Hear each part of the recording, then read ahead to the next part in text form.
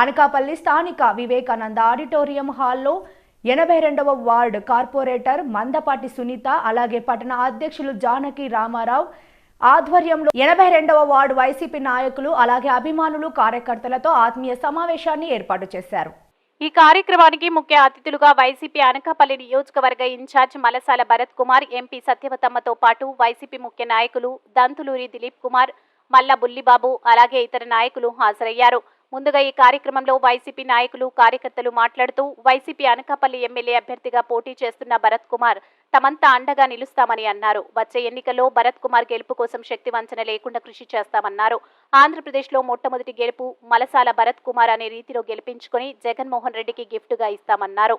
ఈ సందర్భంగా ఎంపీ సత్యవతి మాట్లాడుతూ రాష్ట్రంలో జగన్మోహన్ రెడ్డి ముఖ్యమంత్రిగా అనకాపల్లిలో ఎమ్మెల్యేగా భరత్ కుమార్ గెలిపే లక్ష్యంగా ముందుకెళ్తానని అన్నారు. కార్పొరేట్ సునీత మాట్లాడుతూ గతంలో గుడివాడ అమర్నాథ్ ని ఎలాగైతే గెలిపించుకున్నామో భరత్ కుమార్ ని అంతకు మించి మెజార్టీతో ఎమ్మెల్యేగా గెలిపించుకుంటామని స్పష్టం చేశారు. భరత్ కుమార్ మాట్లాడుతూ వచ్చే ఎన్నికల్లో తమ గెలుపుకు ఏ విధంగా ముందుకు వెళ్లాలి అనే దానిపై కార్యకర్తలు నాయకులతో సమావేశమై చర్చించడం జరిగిందన్నారు. ఈ సమావేశంలో తనకు మద్దతుగా నిలుస్తూ రానున్న 56 రోజుల్లో తన గెలుపు కోసం వైసీపీ నాయకులు కార్యకర్తలు శక్తి వంచన లేకుండా కృషి చేస్తానని తెలపడం జరిగిందన్నారు. సాంసల గారికి, ఎన్టీఆర్ హాస్పిటల్ గారు, మాతాజీ గారు, కోటి చంద్రబాబు గారు, రవి గారు, అదేవిధంగా నర్సు రైతములు, జిల్లా నాయకు బుల్లిబాబు గారికి స్వాగతం పలుకుతున్నాం. ఎందుకంటే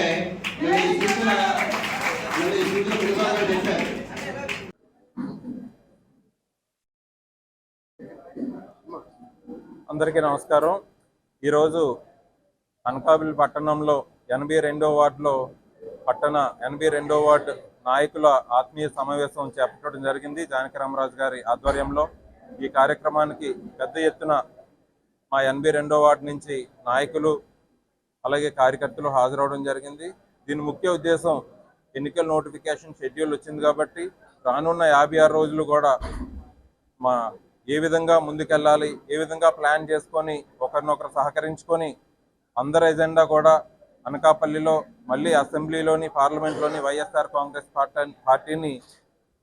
కాంగ్రెస్ పార్టీ జెండా ఎగరవేయడానికి మేమందరమే సమాలోచన చేసుకొని ఒకరినొకరు సహకరించుకొని ఏ విధంగా ముందుకెళ్లాలనేటువంటి దాన్ని డిస్కస్ చేసుకోవడం జరిగింది.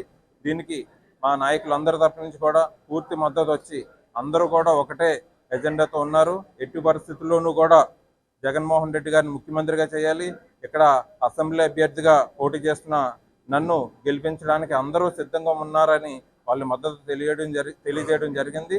నా వైపు నుంచి కూడా మా వైఎస్ఆర్ కాంగ్రెస్ పార్టీ కుటుంబ సభ్యులందరికీ, అనకాపల్లి ప్రజలందరికీ కూడా ధన్యవాదాలు, కృతజ్ఞతలు తెలుపుకుంటున్నాను.